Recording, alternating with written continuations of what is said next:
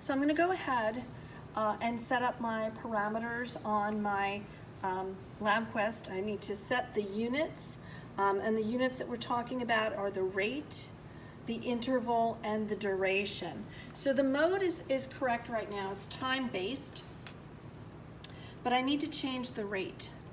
So I'm going to change that rate to a 0.2. And that's based on what we have in the lab manual on page 74. So we want the rate at 0.2. We want the interval at 5 minutes per sample. So we want duration to be 30, and we want this in minutes.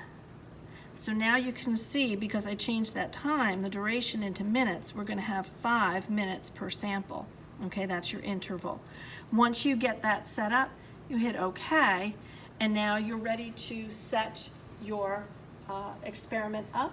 And I'm going to run first with the worms. So I'm going to move this back a little bit here. And refocus here. So there's my worms. And I've calibrated my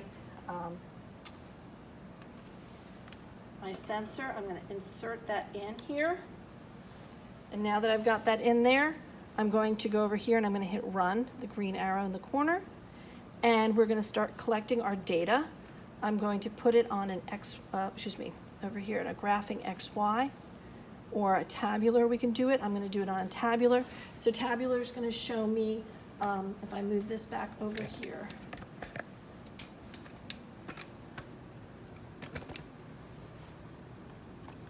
time and CO2 produced in ppms.